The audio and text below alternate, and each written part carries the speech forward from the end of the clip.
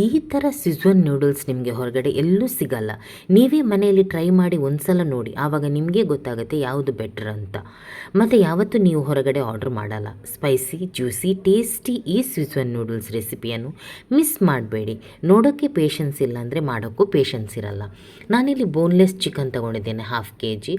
ಇಲ್ಲಿ ಹಲ್ದಿ, red chilli powder, jeera, ಸೋಂಪು powder, garam masala, ginger garlic paste ಮತ್ತು ಸ್ವಲ್ಪ ಕರ್ಡ್, ಅಂದರೆ ಕರ್ಡ್ ಇದ್ದರೆ ಕರ್ಡ್ ಹಾಕಿ ಸ್ವಲ್ಪ ಮಿಕ್ಸ್ ಮಾಡಲಿಕ್ಕೆ ಇದಾಗಲಿ ಅಂತ.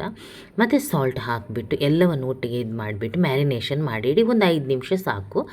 ಮತ್ತು ನಾವಿದನ್ನು ತವಾ ಫ್ರೈ ಮಾಡಬೇಕು. ನಾನಿದನ್ನು ನೀರಲ್ಲಿ ಬಾಯ್ಲ್ ಮಾಡಿ ಆ ರೀತಿ ಫ್ಲೇಕ್ಸ್ ತೆಗೆದು ಮಾಡೋದಿಲ್ಲ, ಅದು ಟೇಸ್ಟ್ ಆಗಲ್ಲ. ಈ ರೀತಿ ಮಾಡಿದ್ರೇ ಟೇಸ್ಟ್ ಆಗುತ್ತೆ.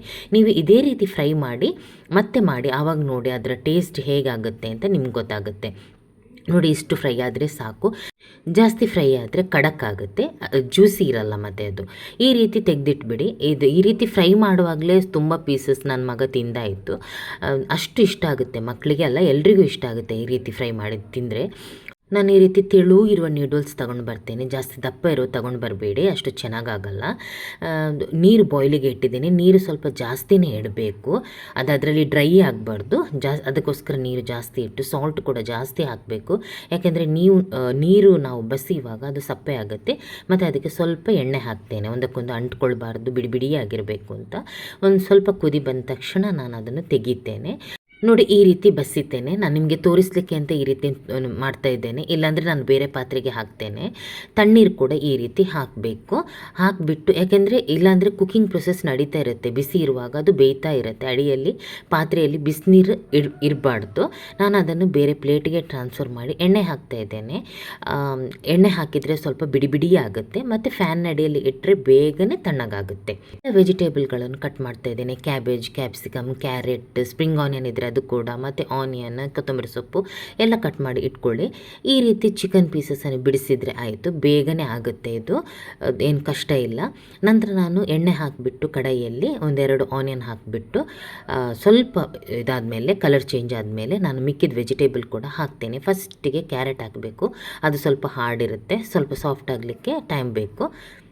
ಆದರೆ ಜಾಸ್ತಿ ಬೇಯಿಸಲಿಕ್ಕಿಲ್ಲ, ಅದರ ಕ್ರಂಚಿನೆಸ್ ಹಾಗೇ ಇರಬೇಕು. ನಂತರ ಕ್ಯಾಪ್ಸಿಕಮ್ ಹಾಕ್ತಾಯಿದ್ದೇನೆ. ಲಾಸ್ಟಿಗೆ ನಾನು ಕ್ಯಾಬೇಜ್ ಹಾಕ್ತಾಯಿದ್ದೇನೆ, ಯಾಕೆಂದರೆ ಕ್ಯಾಬೇಜ್ ಜಾಸ್ತಿ ಬೆಂದು ನೀರು ಬಿಟ್ಕೊಂಡ್ರೆ ಚೆನ್ನಾಗಿರಲ್ಲ. ಸಾಲ್ಟ್ ಕೂಡ ಹಾಕಬೇಕು, ಸಾಲ್ಟ್ ನೋಡ್ಕೊಂಡು ಹಾಕಬೇಕು.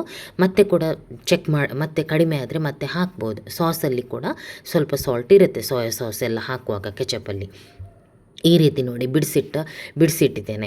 ನಂತರ ಇಲ್ಲಿ ಸಾಸ್ ರೆಡಿ ಮಾಡ್ತೇನೆ. ನಾನು ರೆಡ್ ಚಿಲ್ಲಿಯನ್ನು ಬಾಯ್ಲ್ ಮಾಡಿಕೊಂಡು ಈ ರೀತಿ ಪೇಸ್ಟ್ ಮಾಡ್ಕೊಂಡು ಇಟ್ಟಿರ್ತೇನೆ. ನಾನು ತುಂಬ ರೆಸಿಪಿಗೆ ಯೂಸ್ ಆಗುತ್ತೆ ಅದು.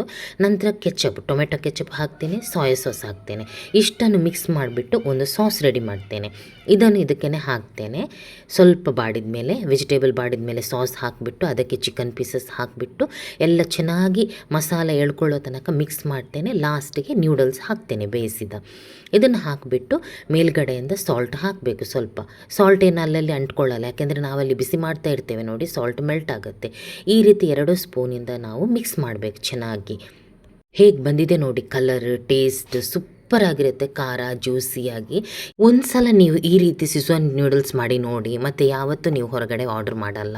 ವೆಜ್ ನೂಡಲ್ಸ್ ರೆಸಿಪಿ ಕೂಡ ನನ್ನ ಚಾನಲಲ್ಲಿ ಇದೆ, ಅದನ್ನು ಕೂಡ ನೀವು ನೋಡ್ಬೋದು. ನನ್ನ ರೆಸಿಪಿಯನ್ನು ಎಲ್ರಿಗೂ ಶೇರ್ ಮಾಡಿ. ಯಾರೆಲ್ಲ ಸಬ್ಸ್ಕ್ರೈಬ್ ಮಾಡಿಲ್ಲ ಸಬ್ಸ್ಕ್ರೈಬ್ ಮಾಡಿ, ಲೈಕ್ ಮಾಡಿ, ಕಮೆಂಟ್ಸ್ ಮಾಡಿ. Thank you.